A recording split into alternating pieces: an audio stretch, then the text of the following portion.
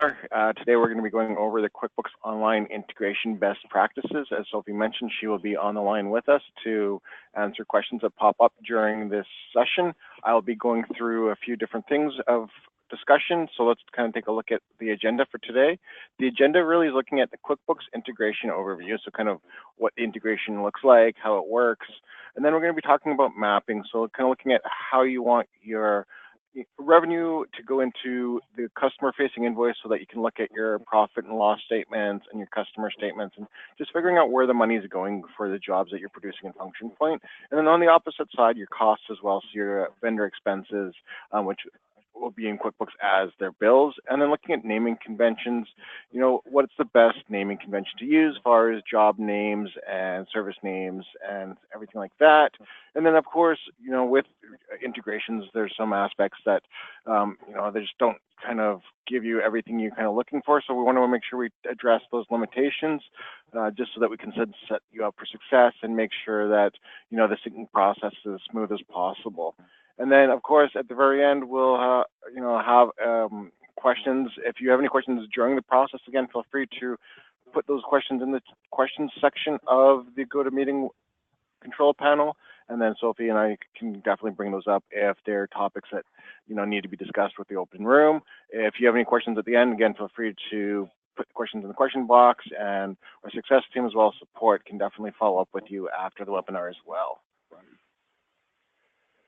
And of course, I would want to touch base on kind of if you need help from support or if you need help just kind of going through some documentation, you want to learn things on your own, we've got some great resources available. We've got our, Function Point form, we've got our support site, as well as we've got some places in the software where you can actually put in some feedback and as well as ask for features down the road as well. And I just want to kind of address it.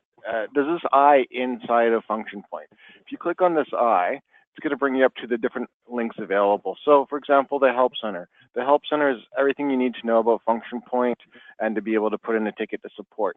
So when you get to the Help Center, you've got different sections to go through. The greatest one is the webinars, of course. Shout out to Sophie for putting on these webinars. And then we've also got different links as far as, what's new if you're first starting with Function Point, crash courses if you're you've been using Function Point for a while and you're going ahead and want to learn some more things or just refresh yourself. And then of course the Function Point library. Don't worry, you don't need a library card to check anything in and out. You can just go in there and actually have fun and take a look at different videos. And then of course, if you need support at the very, very top, my screen, because I am in the support center as far as being a support member, team member, I don't have the icon, but up here that you would see contact support where you can fill in what's currently happening. Let's say you're having an issue with running a report, put in the report name and kind of description of what's happening, and our support staff will reach out to you as soon as we can. Right now our turnaround times are about 45 minutes to half an hour. So again, if anything comes up, feel free to reach out to us and we'll get back to you as soon as we can. Now, touching base on what we're actually going to go through today, let's take a look at the QuickBooks Online actual overview of what that means and what that kind of looks like as far as Function Point and QuickBooks. And so kind of just starting on topic, we have this integration with QuickBooks Online. We're using the QuickBooks API technology to integrate transactions from Function Point into QuickBooks. Right now, we have the ability to integrate customer-facing invoices into QuickBooks, and that would be a customer invoice in your actual customer center when it does reach QuickBooks.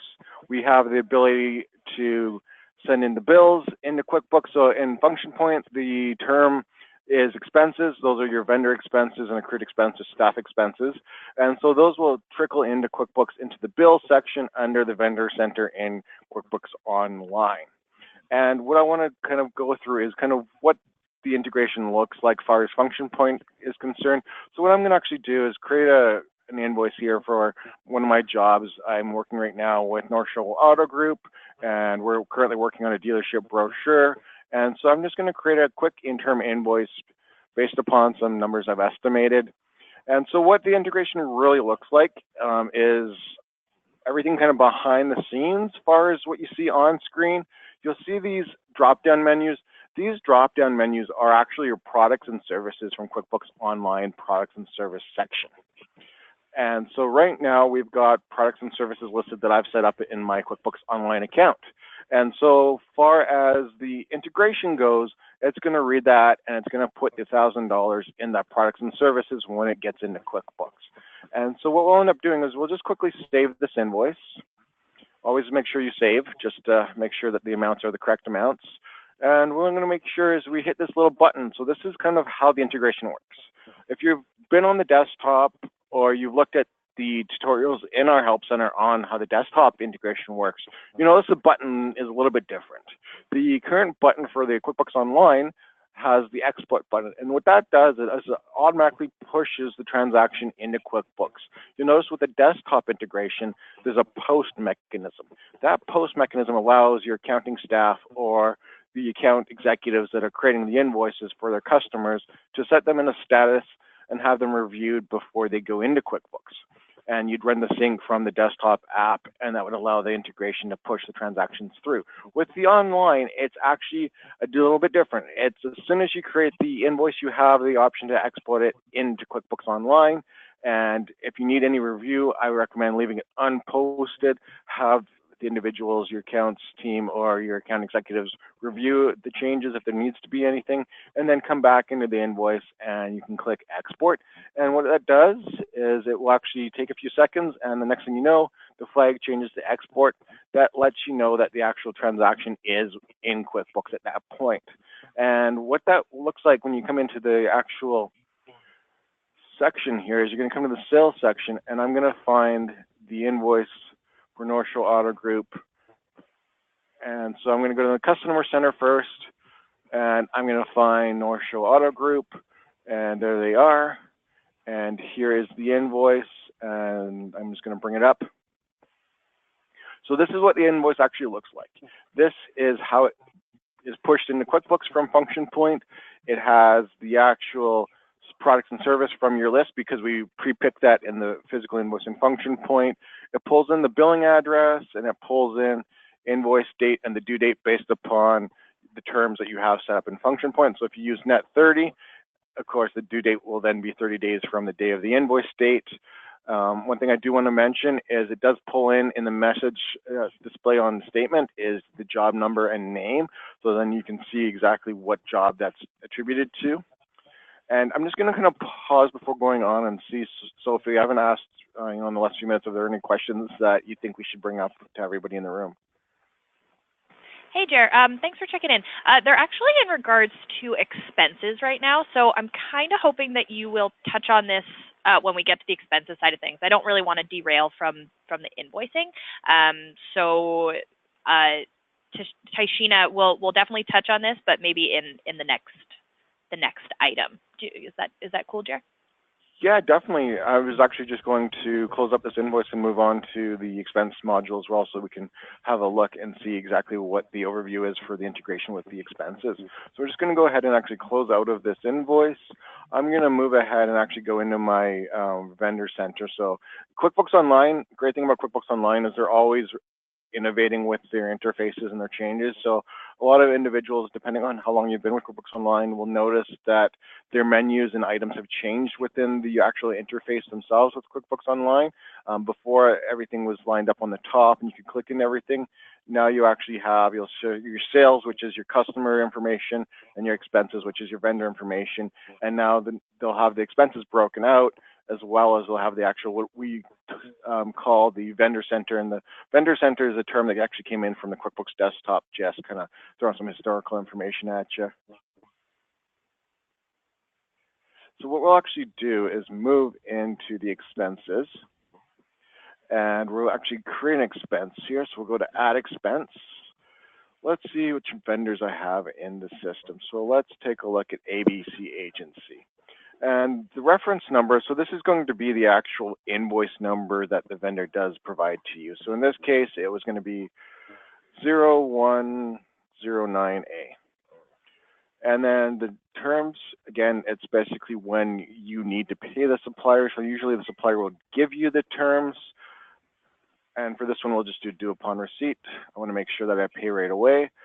And the job, let's pull up this job. Let's see. Let's pull up job barbecue menu. So I'm having some work done for a customer on a barbecue menu, just because, you know, pulled pork in the summer seasons, definitely a good thing to have, and different options around that. So let's go ahead and create a service group. So the outside cost, because I'm going to an outside vendor to have some of this print work done, and then the expense type will be printing. And you'll notice by default, the COGS/QuickBooks accounts automatically filled in the cost of goods sold. That is due to the mapping already being set up in the admin section, which we'll cover in the next moment here. I just want to kind of finish off the expense side. And yeah, I'll just show you the drop-down menu. So right now, I've only got one cost of goods sold set up in my QuickBooks account. You know, I'm very generic with where my expenses land in QuickBooks.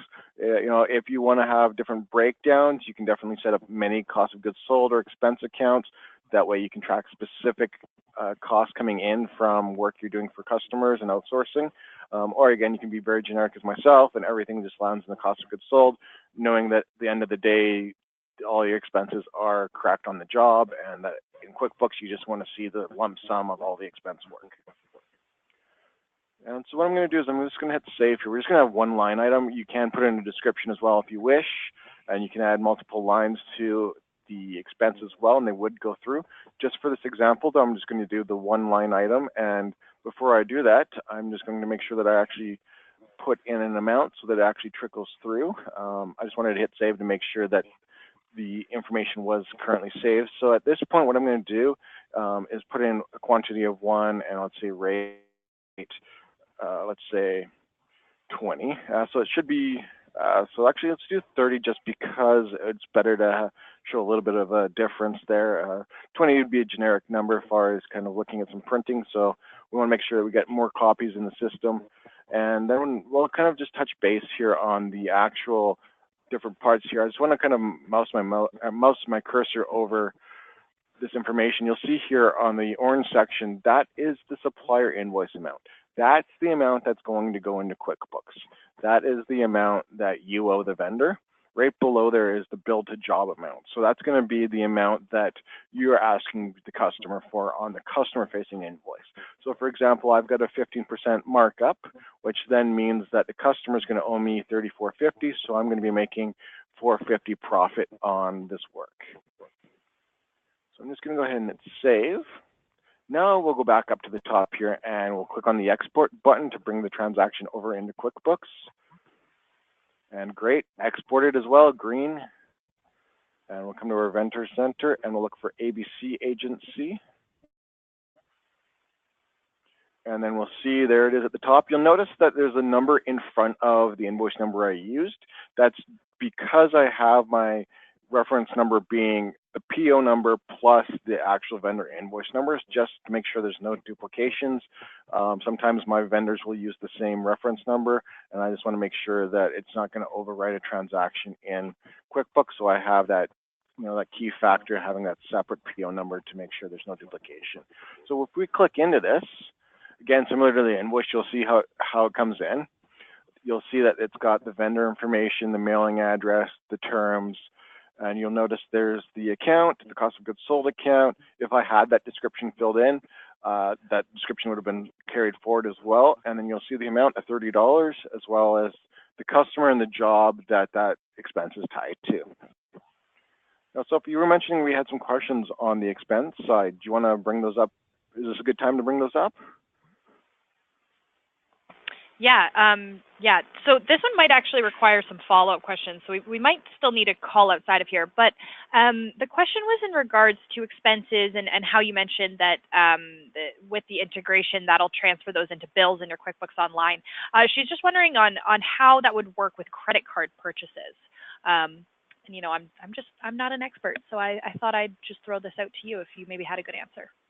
Yeah, definitely. So my system isn't quite set up to handle credit cards at this moment, but I can show you kind of an example of how that would work. So I'm just going to quickly set this up for just one moment to make sure. Okay, so I've got two credit card examples. Let's just make sure my QuickBooks has that set up. If it doesn't, I will show you the example of how it would work. The difference is where you have this charge to. Right now, there's an accounts payable. you can see I do actually have it set up, so you'll see that there is the credit card option. And so when you first create the expense in function point, you're going to use your credit card instead of your accounts payable account in the top here. And then you will pick the vendor. In this case, you could say maybe Staples or somewhere else if you were using a company card, or if you were paying for fuel or mileage, as far as gas for traveling to on site, you could put the actual staff name in the vendor section, and then that actual charge would go against the credit card when it went into QuickBooks, and then you also would fill in the job information. And then, down here, instead of using cost of goods sold, you could use mileage, or you could use, supplies for job, or any kind of term you would like as far as the expense or COGS account would be concerned. And then that would post to the credit card account. So then it would be straight to there. So you wouldn't have to do any journal entries once it got into QuickBooks to move it from the accounts payable to credit card. Awesome. That was great, Jeremy. Thank you for that. And then I did just have one other question. And I know you've been able to pull this off for other customers before, so I wanted to check in with you. They were asking if they're able to see job names along with the customer names on the invoice in QuickBooks.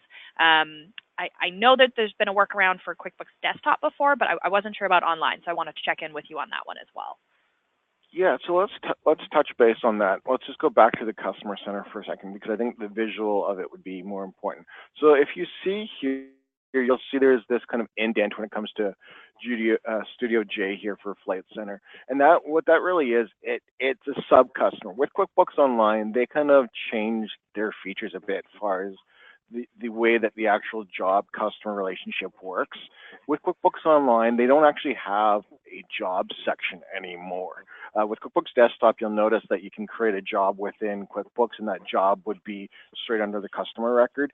With QuickBooks Online, they kind of changed that. They've got customer and then sub-customer. So what I mean by that is, I kind of named my sub-customer the same as a job number with names so that I could bring it in that way. So there's a bit of a hack, Sophie, that we can do for customers. I wouldn't really call it a hack. I apologize. I'd call it more of a feature enhancement. Basically, what we can do is set up our tool to write the customer record to the sub-customer record, so it would show up as a job name and number. And so, for example, when it comes into QuickBooks Online, you'll see here that the customer name is actually going to be just the number with the dealership information, and then it would be attached to the regular customer. So I know it's a little bit of a complicated answer. The answer is you can definitely have it go into the job number and name. I just want to make sure that as far as the reporting goes, QuickBooks Online won't show it as like a job detail report. It's going to show it as a sub-customer report. So just want to kind of make that apparent. So if you're moving in from the desktop version of QuickBooks, there is going to be a slight reporting difference because the name term has changed as far as the functionality in QuickBooks Online. Awesome. Thank you, Jer. And just a follow-up from that from Nadia as well. The sub-customers will create automatically. That's correct, right? It's not, they don't need to create them themselves. Correct. Now, if you already have the sub-customers created in QuickBooks, what I recommend is just making sure that the name and number do match the same information in function point. That way, it will automatically find that sub-customer when you try to push the invoice in, so that it lands in the correct place and does not try to create the job name and number again into QuickBooks. And kind of a segue is coming into the mapping and then kind of the limitations as well, coming up in the next section of the agenda.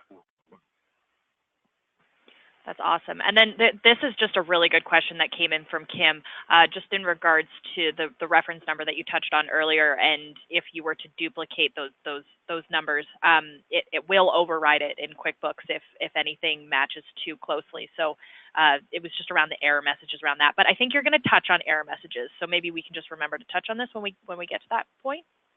Yeah, definitely. So what I'll do is I'll kind of just go back here for 1 second, because we're going to actually come into the mapping side of things now. And the first thing I actually want to talk about is the general mapping, and that will kind of answer the question for Kim. You'll see here with the QuickBooks PO number format, you've got use FP PO number. So that's automatic generated sequential number for the PO system in function point. You have to use FP reference number. So again, that's going to be the customer kind of looking at you can either use the vendor reference number, so you use the reference number that the vendor gave you, or you can use some sort of reference so that you can say, this was the customer we did the work for, and kind of put in a number on your own so that you can have a reference point in QuickBooks if you don't want to use the actual reference number from the vendor. And then I use the option here that's recommended is use PO plus reference number. The reason I do that is the chances of sequential numbering, being in function point as well as also being in QuickBooks, that is a possibility. And even if you use the PO number, let's say you started with function point and your first PO is PO1, but you already have bill 1 in QuickBooks, function point, when it does sync over, will look and say, okay, there is a 1 in the system, and then it would update the information in QuickBooks with the information on that expense 1 in function point. Same principles if you use the reference number. If you use the reference number for the same vendor, that would happen. If you use the reference number, let's say you have a reference number 1 for vendor A and reference number 1 for vendor B, that's not going to override. It's when you use the same reference number for the same vendor. So let's say vendor A, you can only use the reference number 1 once, because then it would update the information in QuickBooks. And kind of going forward with the mapping process, I just kind of want to briefly touch on it. I won't spend too much time on it. If there are any questions about how the mapping works, we can definitely take that offline and set up a time to kind of go over those mapping questions, just because everybody's situation is a little bit unique in the sense of how they want the transactions to be mapped into QuickBooks. I'm just going to roughly touch base on a high-level overview of the mapping. And so we'll first touch base on the General tab. This General tab is just the information that is really paramount as far as how the information gets into QuickBooks. And so I would just touch base upon the PO side of things, where how you can set up the different PO number format. Then again, wait here, if you were on the desktop version, you might have noticed there's 2 options within the actual drop-down for the expense mapping. With the desktop, you have the option to map to the COGS account / expense accounts, or you can set up actual items in your items list. Again, the terminology is a little bit different with QuickBooks Desktop. The items list is where you would set up the items, which we'll touch base in a moment as far as the service integration. And in QuickBooks Online, it's products and services. So if your accountant is, supporting you on both, having customers on QuickBooks Online and QuickBooks Desktop, they may reference the same thing, but just want to make sure that the terminology is kind of laid out just in case there is some confusion to products and services and items. The next section you're going to look at here is the job name and format. And so that's basically how you want the job information to transfer into QuickBooks. Again, if you really do want the job name and number to be transferred into QuickBooks Online, send an email to support@functionpoint.com. We'll find your account information and we can definitely make that switch for you.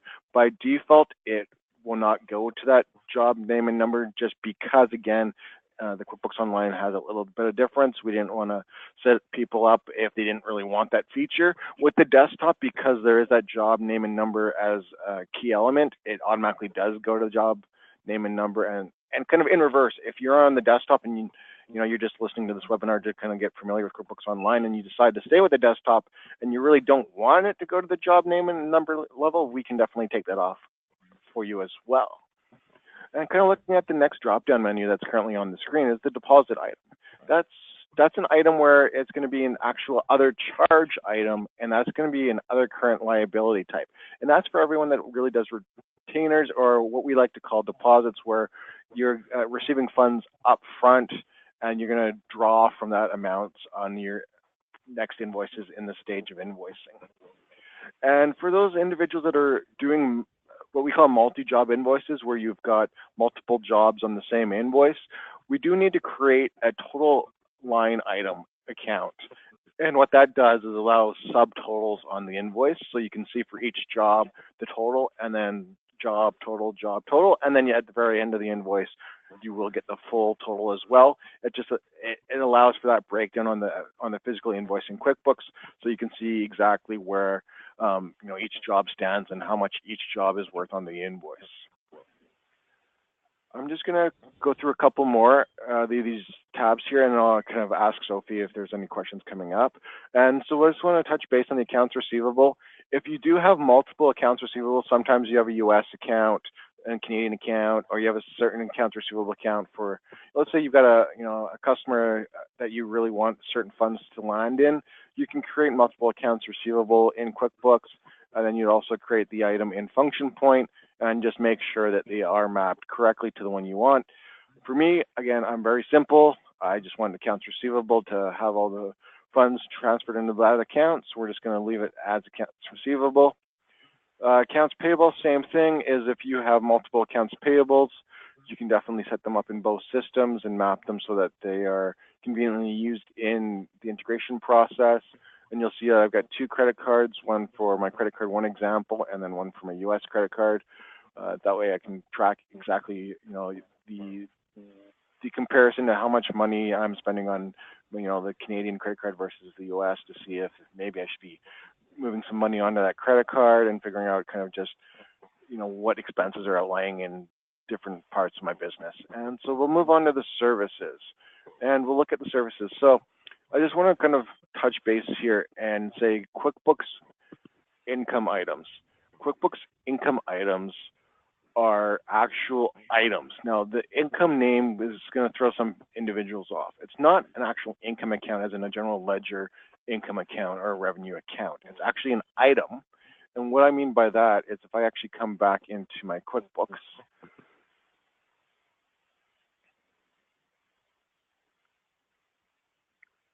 and I go to my products and services, so we'll go to the gear and then products and services. Account service is the actual product name, so we'll call this the item. And then when you actually click into edit it, you'll have that option to set to what income account it actually goes against. And that's why in Function Point, it's got account services and an income beside it, because it's actually a service that's tied to an income account. Not that it's an actual income JL account name, if that makes sense. And so we're just going to go through, and now this is kind of, I've done it name by name. So what I mean by that is account service demo equals account service demo item in QuickBooks. And now you could have, you could have the one-to-one relationship, or you could actually have, one-to-many. So you could have, let's say, for example, everything I want in the system going to my hours item, because at the end of the day, it's going to sales income in QuickBooks. And again, I don't want to have a breakdown. I don't need to know how much money is being billed out for account services compared to administrative. So it all goes to hours. Again, each individual kind of mapping scenario can be different based upon how you want the funds to be received in QuickBooks and how you really want your reporting in QuickBooks. And I'm just going to go through the external expense side, Sophie, and then we'll kind of pause for questions if there are any. And so what we'll do here is just take a look. Now, this is kind of complex kind of scenarios. I want to make sure I spend enough time here. When you bill out a customer in Function Point, you have a customer-facing invoice as well as a vendor-facing invoice if you are putting costs against the job that you're going to recoup the cost for from the customer themselves. And due to that, we have this broken down into 2 kind of groups, if you want to call them that. We've got the QuickBooks income items, and then we've got the QuickBooks expenses. So what that really means is, we have a freelancer that's going to be doing some work. We're going to bill the customer for the freelancer work. So we need to pick an income account because it needs to go on a customer-facing invoice. And we also need to set up a cost of goods sold for the freelancer for the vendor invoice side. And so when you create a customer-facing invoice, you're going to have the freelancer item, which is going against your income account. And then you're going to have the cost of good for the expense side. So the cost can go in as well as the customer-facing revenue can go into QuickBooks as well. It's a 2-sided transaction, so that's why we've got the 2 different drop-down menus that need to be filled in for both sides of the transaction to work correctly. And then we have, for each tab that we go through, we're just going to hit the save button here. And I know I've gone through quite a bit in the last few minutes here, and I know I kind of speak really fast just because this is kind of my wheelhouse, and I, can really do this pretty quickly. And so I apologize if I've sped through quite a bit there, Sophie, and I was just going to open the floor to any questions that you think we should speak to. Hi, Jer. Yes, but you know what? when you speak fast, it's still very clear, so I appreciate that. We did have one question come in from Chuck, which is a good one. Suggested mapping for debit cards tied to a checking account. I'm not sure if that's something maybe we want to take offline. That would be specific to his workflow, but I thought I'd just kind of throw it out there before I started typing. Yes, so we'll definitely need to take that one offline. So if there's going to be a little bit of a workaround because the system currently works with credit card type accounts as well as accounts payable side accounts.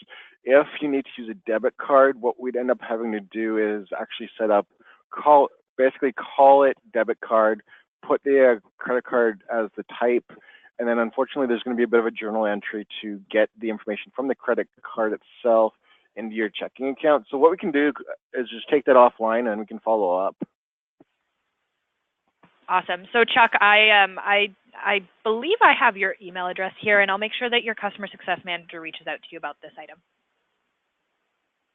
But other than that, Jer, actually, I think you were pretty thorough. There aren't any other questions coming in. Maybe if you have any best practices for like errors messages or things people can kind of troubleshoot for themselves before they reach out to us, or if it happens to be outside of support hours, maybe if you have any suggestions around that, that'd be good to touch on. Yes, definitely. Now, one thing I do want to touch base on is not really kind of an error that's going to come up. It's more of a kind of how to, a lot of times tax rates change a lot. And, we've got taxes set up in both Function Point and QuickBooks. So let's say, for example, GST in Canada changes from 5 to 6, down back to, let's say, to 7. You change the rate in QuickBooks. You also have to change it in Function Point. And one of those things is we want to make sure I kind of go over this because we do get a lot of individuals coming into Function Point and they're changing the rates and they kind of ask, okay, so I've changed it in QuickBooks, I've changed the percent rate on the label in Function Point, but when I create the invoice, the tax itself hasn't changed, the rate amount hasn't changed. So what you really want to do is once you've changed it in QuickBooks, you're going to come into the tax and tax group center. You're going to end up going to, let's say, for example, GST here. You're going to go, it's 5%, let's say we're going to change it to 6%. You're going to make sure we hit the save the changes. We're actually going to go next to associate the tax group. And what we're going to do is we're going to go to the GST tax group because that was the individual one. We're actually going to go to the taxes, take it off by unassigning it, and then reassign it so that the system itself can then verify that it is now 6%, not just 6% as the rate, but the actual calculation will be 6%. And then that would make sure that when you create your next invoice using GST, it is capturing the right percent and labeling it with the right percent. I just want to make sure we kind of touch base on that because with the integration, you do need to change it in QuickBooks and you do need to change it in Function Point, and you do need to make sure that you do update it in Function Point by following those steps as well. Now, kind of going into true error messages you'll come up with, the thing is with Function Point, it is a one-way sync. And therefore, any changes you make should be done in Function Point. There's going to be times where you do need to modify things in QuickBooks. What I recommend doing, if you do need to modify something in QuickBooks and you don't want to make the modification in Function Point, come into the actual transaction. You'll notice this Stop Sync button. This will break the link between the QuickBooks Online and the Function Point so that you can make modifications in QuickBooks without Function Point coming up with any kind of error. If you do modify it in QuickBooks without first modifying it in Function Point or stopping the relationship between the two, there's going to be a couple errors that could possibly come up. There could be a failed export due to an edit sequence error message, which basically means edit sequence means you've updated QuickBooks. It could be edit sequence, and then it could be customer name, or it could be address, or it could be a certain field on the transaction that's been updated that no longer matches QuickBooks. So therefore, it would be an edit sequence error message. Some of the time you might get like a temp underscore number error message. That's basically due to the transaction itself not being read by QuickBooks Online. The temp number is, instead of putting in the invoice number, for example, or the bill number, it's putting in a temp number just for the time being till it can actually read the transaction. That could occur if, let's say, you're trying to post a transaction to a prior date and you have a close date on your QuickBooks account. That can also occur, let's say, for example, with QuickBooks Online, their integration kind of similar to Google, where you log in. If anyone has a Gmail or a Google account, it says remember me, and that remember me for Google lasts, I believe it's 60 days. Similar process with Intuit. Their automatic logins only last 90 days. So if you've logged into Intuit's QuickBooks Online and you haven't logged in, let's say, for example, 91 days, the integration is going to lose the connection because you have to go back and reconnect it so it remembers it for that time frame period. So if that ever happens, or let's say, for example, the QuickBooks are doing maintenance on their QuickBooks Online, that could also cause a temp record just because we don't have access to their system at that point while they're doing the maintenance, and that could throw the temp underscore error. The other kind of errors that may come up is like a Java serialization unknown character type error message. That's basically with the serialization. That's due to a character or copy and paste. So when I say in character, for example, if you use for QuickBooks Online, the most kind of erroneous one, if you want to call it, that would be the and sign, the ampersand. Basically, QuickBooks Online sparses that as a different character. So what ends up happening is you'll get that Java serialization issue. Now, people are probably asking me what that Java serialization error message looks like. Not everyone's going to get that, but basically that's because of characters like the ampersand or having copy and pasted something from, let's say, a rich text formatted Word document or something on the web, and that has happened to include hidden characters. A lot of time you'll see extra white space, and that extra white space, if you don't backspace it, is really hidden characters coming in from contextual text, and that can throw that error message. Something else that may come up is you'll see something looks like Swede-lang. It's not really Swedish language. It's just actually a error message. Again, it's one of those technical error messages, and that's usually because of a description in one of your transactions having an issue. Again, trying to use bullet points or using characters that aren't formatted correctly, that can throw that Swede one, as well as there may be a time where you're trying to post or export multiple invoices at the same time, which also can cause a timeout error message as well. But I would really say the top ones you're going to get are the Java serialization, the edit sequence, and the temp. If you ever get a temp, just go to the admin section here and go to integrate accounting, set up QuickBooks integration, try to perform a full sync. The perform a full sync should basically recheck everything as far as QuickBooks Online. You know what, I'll actually do it right now. I don't have too much information in there. So you should get checkboxes across. If you don't get checkboxes or it fails right away, that usually means there's a connection issue with your QuickBooks Online account or your permissions for your actual QuickBooks account user, not the function point user. The QuickBooks account user may have lost admin rights to the actual QuickBooks account.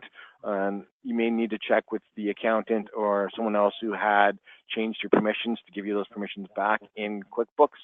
And therefore, now you'll hit close here. And therefore, the next time you try to create the invoice or export the invoice, the error message, the temp error message will go away, and it will actually add the invoice into QuickBooks. And then same process for the expense as well.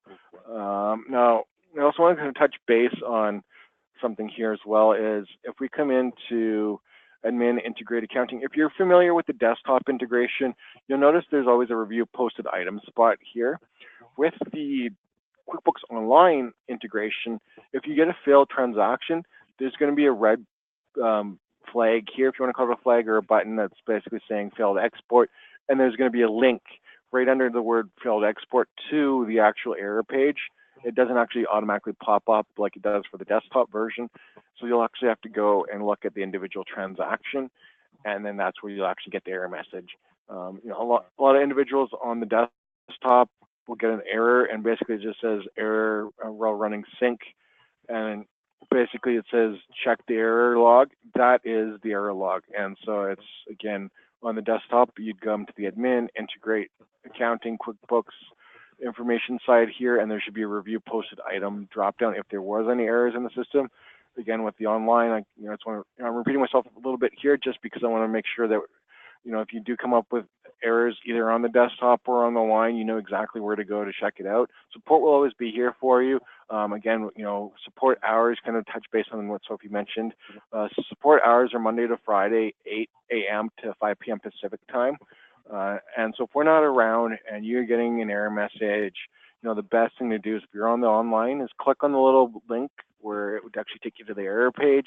Or if you're on the desktop, just come into the integrated accounting section and then the QuickBooks side of things, and then go to the review posted items section.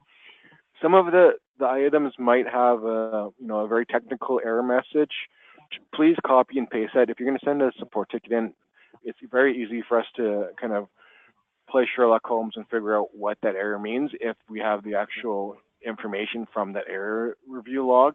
If if sending in a ticket and it's just as like having error with QuickBooks, we can definitely look into it and figure it out. If you're in a hurry to close your set of books for the month or anything like that, the more detail we have in the support ticket, the easier it's going to be for us to get you the answer and get you back going faster. So I always appreciate if you could put in an extra description of what the error is, or at least copy and paste. Even if the error doesn't make sense, just copy and paste it to us, and then we can definitely look into it and find the solution as soon as we can for you. Sophie, I'm just wondering, are there any questions that have come up that you think we should kind of go into with everyone attached to the webinar? Hey, Jer. Actually, just a quick follow-up, again, from Chuck. It's a good question. I think you touched on screen, but I just want to confirm. So when there are export errors, that's the only time when the option would pop up to see what those export errors are. There aren't any other times to be able to, I guess, run a report to be able to see those, or I guess to see past ones or anything along those lines? Correct. So once your transaction's in an error state, that's when you can see kind of the log of what's happening. Once it's been fixed or unposted, that log gets cleared. And so past transactions, you won't be able to see what happened with them because they are fixed at that point and they have gone through to QuickBooks. Transactions that are in unposted, again, will be cleared out. So if you do have an error, best thing to do is grab the error, copy and paste it, and then kind of unpost it and try again. As soon as you click the unpost, it does resolve. Resolve's kind of a good name to put on it, but it doesn't actually push it into QuickBooks. It resolves the error log by removing the error because it's in an unposted state, so it's not in that failed state. And so that would clear it out too. So if you've got, let's say, an error log in the review posted item and you're not sure which ones it's attached to, the kind of simplest form of troubleshooting would be to unpost any kind of errored out messages and then go, try to export one and if you get the error message, then that's that transaction that's stopping the sync, and just kind of do it one by one like that. That would be the best way to look at the error log. Awesome. That's great. Thank you, Jer. And then we did have one more question from Kim that I have answered, but I still thought it might be a good thing just to touch on in regards to Function Point isn't actually multi-currency, but we have the ability of changing a currency on an invoice printout. So she was just curious around exporting that into QuickBooks. And just confirm for me, Jer, when you do export that, that will still stay as whatever your main currency is in your Function Point system. It won't send it into a different currency account in your QuickBooks. There's a little bit, that one's a little bit tricky to get into. What I can do is kind of just get a high-level overview, and then we can touch base offline, Kim. With the integration, if you set up the customer as an American customer, for example, in QuickBooks, and on the physical transaction, your accounts receivable account is set to accounts receivable in the U.S., then based upon the customer being a U.S. customer and the accounts receivable account that you used in the transaction being a U.S. account, the funds would go in. However, we don't do the exchange rate. So it would go in as $7,000 U.S., even though in Function Point it's technically $7,000 Canadian because that is your home currency. If let's say, for example, if your home currency is US, then technically it is that one-to-one currency exchange because it is US to US, so it is that $7,000, so that's a clean transaction. So if you do have, again, a transaction that needs to be have the exchange rate changed on, best thing to do is think it over. Again, because the customer is a U.S. customer in QuickBooks, it will go into the correct account. She'll just end up having to open up that invoice in QuickBooks and just either modify the amount or pick the exchange rate, and that should then re-update the totals for that customer.